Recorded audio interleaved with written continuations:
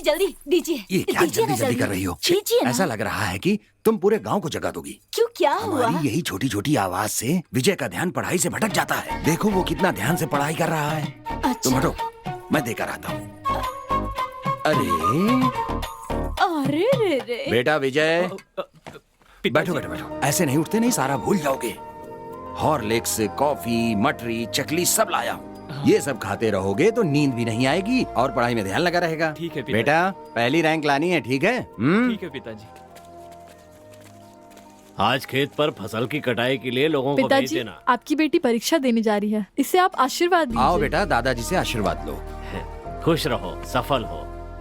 मुझे आशीर्वाद दीजिए। अच्छी तरह से पेपर देना। जाओ बेटा। सुनिए, इसे भी आशीर्वाद अच्छा, इसका भी पेपर है। जाओ जाओ, बाबूजी से आशीर्वाद ले लो। दीजिए। इधर। बहुत अच्छी पढ़ाई की है, इसलिए पेपर भी अच्छा ही लिखेगा। अच्छी तरह से लिखना। हाँ? जाओ बेटा।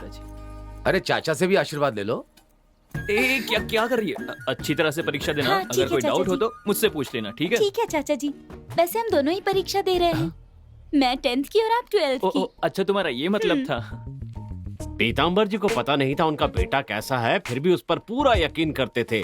उन्हें लगता था अच्छे मार्क्स लाकर वो इनका सिर गर्व से ऊंचा करेगा। मेरा बेटा विजय जो मार्क लेने वाला है, उससे न सिर्फ हम बल्कि पूरे गांव का सर ऊंचा हो जाएगा। इस बात के लिए बहुत बड़ी दावत होगी कल। बेटा विजय परीक्षा में अच्छे अंक लाने वाला है, इस खुशी में पीताम्बर जी ने सबके लिए महाभोज का आयोजन किया है। आप सबके लिए आने का निमंत्रण है। कब से बैठा हूँ, लाते क्यों नहीं हो? कब तक यहाँ पर ऐसे बैठे रहेंगे? तेरे मुंह में दही जमा है क्या? बोलता क्यों नहीं है? तब से वही बोल रहे हैं, लेकिन हमारी सुनता कौन है? बहुत जोर से भूख लगी है, जो कुछ भी तला भुना है वो दे दो मुझे, खाने से पहले चबाता रहूंगा। ठीक है, लेके आता हूँ। अरे वो कह रहा है ना, तो फिर क्यों चिल्ला रहे हैं आप? रिजल्ट का इंतजार करिए, पका डाला इसने तो। कुछ भी पूछो तो कहते हैं रिजल्ट आने दो, रिजल्ट आने दो। कब तक ऐसे बैठे रहेंगे? रिजल्ट के बिना खाना नहीं मिलेगा, भूखे रहना पड़ेगा। मैं कहाँ इसकी बगल में आके बैठ गया। करुणाकर कैसे हो? अच्छा हो मालिक, रखिए ना। लाइए। ये लो। दीजिए भैया। दीजिए। मालिक का रिजल्ट आ गया है। गई भैंस पानी में। हाँ, क्या रिजल्ट आया? छोटे मालिक फेल हो गए हैं मालिक। ये तुम क्या बकवास कर रहे हो? ये क्या कह रहे हो? मैं सच कह रहा हूँ, मैं पेपर देख कर आ रहा हूँ। ये आप क्या कह रहे हो? वो स्कूल में सबसे अच्छा पढ़ता है, मेरे हाथों से आपने कप दिलवाया था। ये सब आपके बेटे के कहने पर किया था सर। आपने जो कप दिया था वो भी वही खरीद कर लेके आया था। हाँ सर, अगर हम इस सब के लिए उसका साथ नहीं देते तो गुंडागर्दी करता। क्या कहा? गुंडागर्दी? और नहीं तो क्या सर, अगर उसे गुस्सा आ जाता है तो स्कूल को सर पर उठा लेता है और सब तहस नहस कर देता है। यहाँ देखिए, पिछले महीने मैदान में दौड़ाकर इनकी मूछें काट दी। और इतना ही नहीं, परीक्षा से एक हफ्ते पहले इनकी धोती उतारकर पूरे मैदान में अंडरवियर में दौड़ाया। और सर मैं आपको क्या बताऊं, यही नहीं, पब्लिक एग्जाम में 2000 का नोट पर्चे पर लगा कर दिया है। और मैं क्या क्या बताऊं सर आपको, एग्जामिनर को लिखा है कि अगर पास नहीं किया तो घर में घुसकर मारूंगा।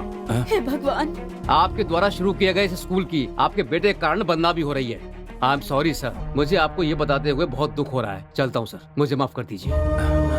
चलिए।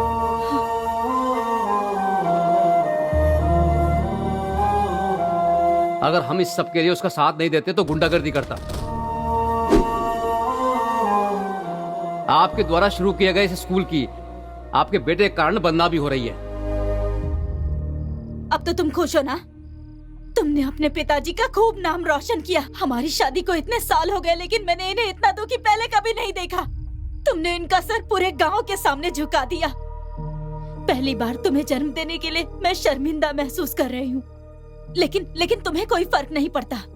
तुम पर विश्वास और प्यार करने वाले तुम्हारे पिताजी हार गए आज, लेकिन तुम्हें कोई फर्क नहीं पड़ता। जा।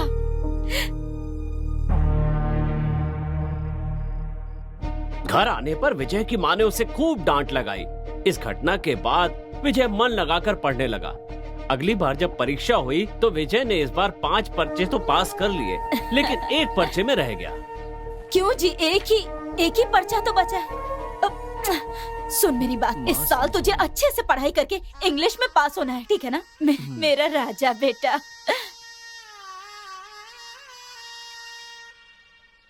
चाचा जी, अगले साल आप जरूर पास हो जाना, नहीं तो आप भी +2 में, मैं भी +2 में। और अगली साल भी फेल हो गए ना तो बहुत बेइज्जती होगी आपकी। तीसरी बार +2 का पर्चा भरा है विजय ने। ये महान इतिहास इस साल पूरा हो जाएगा या पुरानी कहानी दोहराई जाएगी, इस बात का पता थोड़ी देर में चल जाएगा। तब तक थोड़ा सा धीरज रखिए। अपने कुल देवता का ध्यान करके अपने गुरु का नंबर डालो। इस साल भी हो गया। हे काल भैरव बाबा, बस ये विजय पास हो जाए, भगवान पास हो जाए। पास हो गया वो। पास हो गया,